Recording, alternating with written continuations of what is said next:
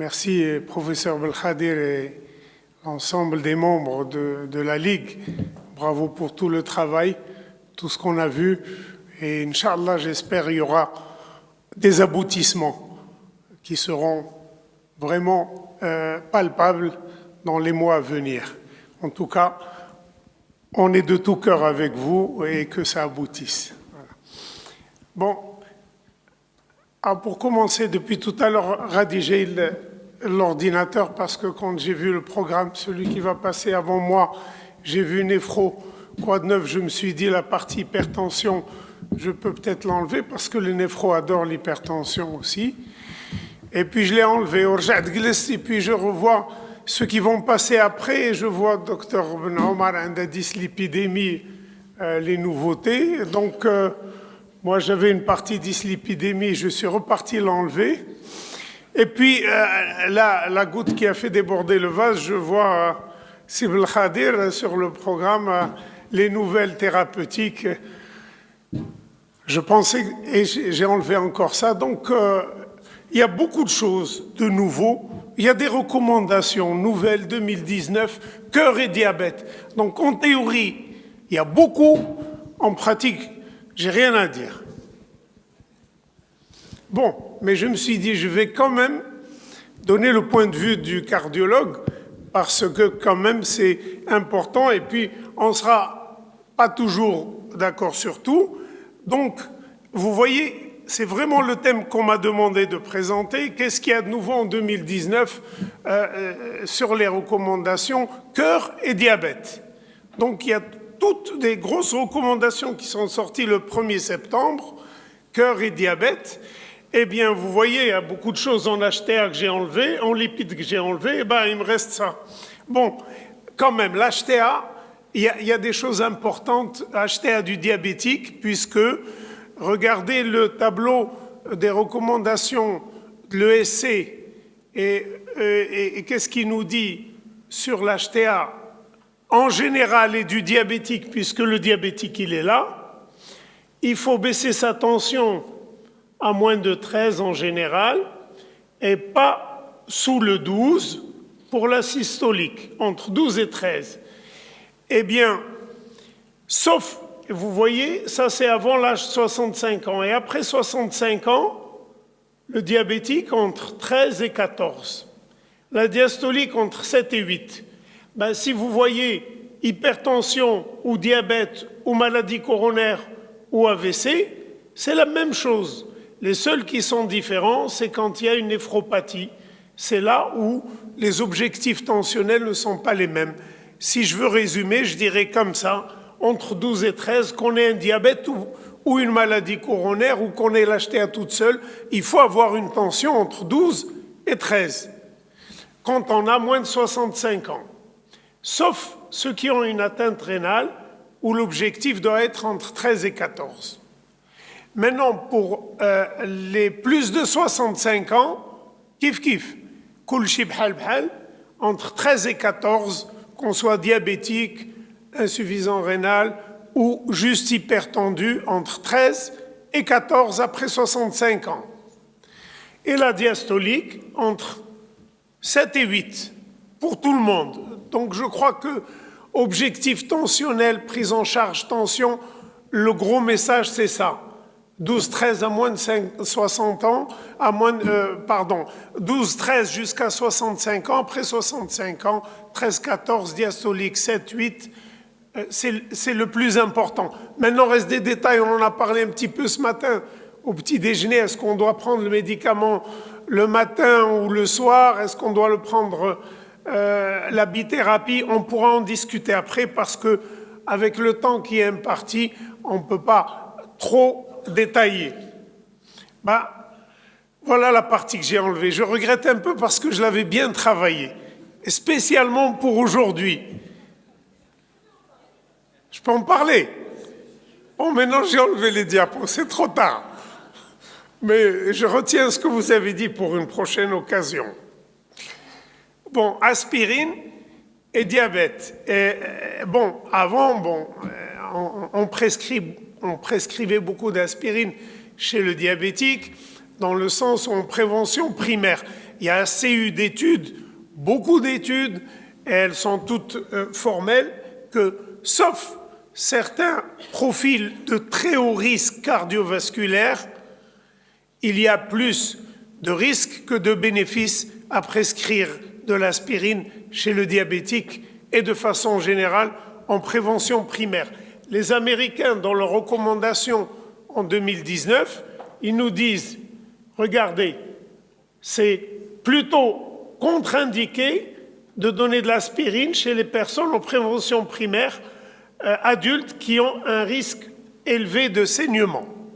Deuxièmement, interdit de donner de l'aspirine en prévention primaire chez les patients qui ont plus de 70 ans.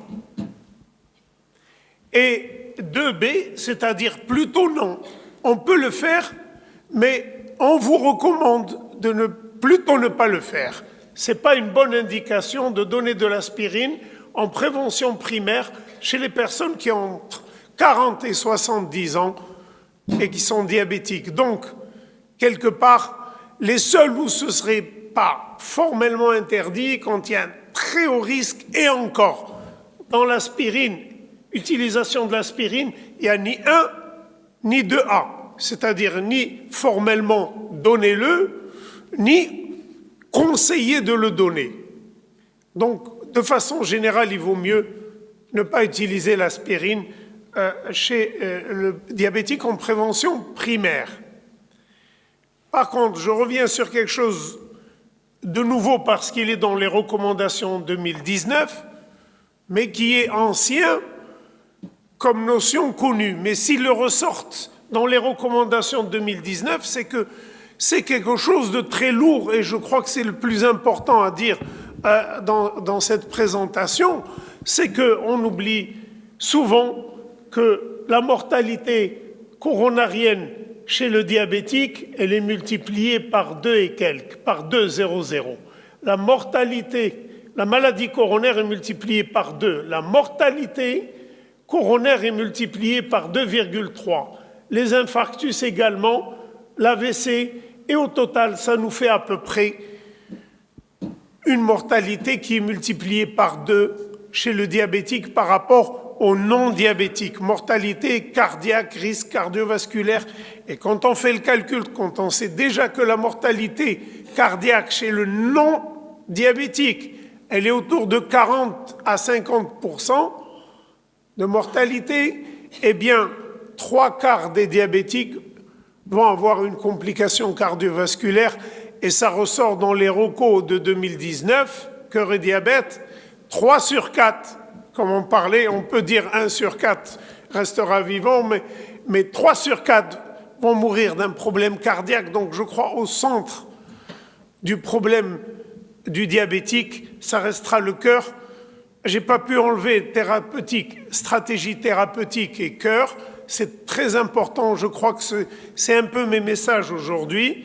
Eh bien, ce qu'on attendrait d'un antidiabétique, si on tient compte de 3/4 des décès du diabétique, c'est le cœur, ce qu'on attend de lui, c'est qu'il agisse sur le cœur.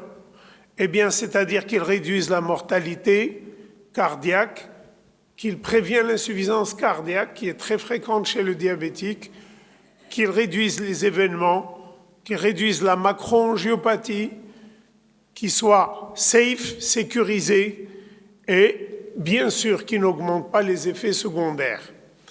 Eh bien, on disait encore il y a quelques années, on peut rêver, on est loin, et le problème dans lequel on vivait, je dirais personnellement dans lequel j'ai vécu il y a 10 ans, en voyant toutes les études sur le diabète et les mortalités du diabète, eh bien, il y a quelque chose qu'on ne comprenait pas, c'est qu'il n'y a pas d'antidiabétique. On n'osait pas le dire tout haut, mais maintenant on le dit, il n'y a pas d'antidiabétique. Il y a 10 ans, je voulais le dire, mais je ne pouvais pas le dire. Il n'y a aucun antidiabétique qui est sûr de ne pas réduire la mortalité cardiovasculaire, et c'est pour ça que quelque part, on parle surtout d'hémoglobine glyquée, on va faire baisser de temps l'hémoglobine glyquée, eh bien, on va éviter la microangiopathie, on va améliorer le profil lipidique et dans nos discussions, eh bien, on parle souvent, c'est un bon antidiabétique oral, vous voyez, il réduit bien l'hémoglobine glyquée, il réduit le poids, le profil lipidique et même la tension artérielle, c'est superbe, on n'a plus besoin des cardio. Et puis, voilà, sécurisé et surtout, il ne fait pas d'hypoglycémie, allez-y. Bon, c'est comme ça qu'on travaillait, que vous travaillez, mais malheureusement, côté cœur, il n'y a rien. D'ailleurs, regardez une étude qui nous parle des devenirs cardiovasculaires dans les essais avec les antidiabétiques oraux, du temps où il n'y avait pas encore ces nouvelles molécules. Eh bien, cette recherche du Medline, même si elle a commencé avec 7000 ou 6000 papiers, finalement, elle termine avec 40 études. 40 études où il y a une question de mortalité, morbidité cardiaque, avec les antidiabétiques. Je vous dirais, avec un seul antihypertenseur en cardiologie, on a plus que 40 études. Avec une classe. Et donc, quelque part, ça ne faisait pas beaucoup d'études avec les antidiabétiques oraux. Et vous voyez, par exemple, metformine, pourquoi on dit qu'il est toujours en première ligne? Parce qu'il y avait une étude, on la connaît, UKPDS, et c'était une sous-étude de 700 personnes, c'est la seule qui était significative, et on a compris ces problèmes-là avec les thiazolidinediones, et une fois que c'est une classe qui était extraordinaire, puisqu'elle faisait tout très bien, baisser l'hémoglobine, réduire la tension artérielle, améliorer le profil lipidique, elle faisait tout, mais elle augmentait la mortalité cardiaque. Des insuffisants cardiaques, elle précipitait l'insuffisance cardiaque. Et quand cette étude était parue, on va voir la date, ça devait être en 2008, ben oui, et juste après, c'était une sonnette d'alarme, attention, vous avez beau faire bien, ce qui compte, c'est le cœur. Et finalement, thiazolidinediones, ils sont dans le rouge, c'est interdit quand il y a un risque d'insuffisance cardiaque. Et au final, on se dit, regardez, ces antidiabétiques avant 2009, ça c'est l'efficacité. On se concentrait sur ce qu'on appelle surrogate endpoint, c'est des critères intermédiaires qui ne sont pas les plus importants, et un petit peu on oublie hard endpoints, c'est-à-dire les critères de morbimortalité qui sont les plus importants dans le diabète. Et finalement, si on n'a pas cette notion en tête, dans toutes les études avant 2009, en comparant sulfamide, je dis comme ça, à glitazone, en comparant metformine, on a beau comparer, il se peut que dire celui-là est mieux que l'autre, mais imaginez une seconde que tous soient mauvais, qu'ils augmentent tous la mortalité. On peut faire mieux qu'un autre, mais être moins mauvais. Si je vous parle de ça, c'est qu'on l'a vécu avec les anti-inflammatoires en 2005. Il y avait le Vioxx et l'arrêt du Vioxx, et cet arrêt du Vioxx, tout le monde a compris que tous les anti-inflammatoires n'ont jamais eu d'essai clinique de morbimortalité, et ça a tout changé. C'est un peu la même histoire qu'on revit ici. Bon, maintenant il y a juste la metformine qui est là, et depuis ce temps-là, la FDA, elle a dit tous les nouveaux, on va les passer au crible fin. Et pourquoi c'est important? C'est que, tiré de ces recommandations, je voudrais la lire, implication des récents essais cardiovasculaires pour la première fois dans l'histoire du diabète. C'est écrit comme ça. First time in diabetes history, eh bien, nous avons des données de plusieurs essais qui indiquent le bénéfice cardiovasculaire de certains antidiabétiques oraux. Donc là, je crois qu'ensemble, cardio et endo, on devrait se prendre la main dans la main. Et je suis là avec vous, et j'espère, Inch'Allah, que tous les cardios seront ensemble. Et parmi les choses importantes pour nous, c'est d'aider l'endocrinologue à différencier où est son malade, est-ce qu'il est à haut risque, est-ce qu'il a une maladie ou une insuffisance cardiaque. C'est très important, puisque sur le plan thérapeutique, ça a changé. Je vais passer sur le plan thérapeutique pour laisser aussi à notre maître, professeur Belkhadir, de parler encore de ces thérapeutiques-là. Et pour conclure, ma diapo de conclusion, c'est dire que si on a un risque cardiovasculaire modéré, la metformine, c'est très bien. Si le risque est élevé, les inhibiteurs des SGLT2 et les GLP-1 agonistes sont bien dans les recos. Eh bien, mais quand il y a une insuffisance cardiaque, c'est plutôt les SGLT2 tout seul.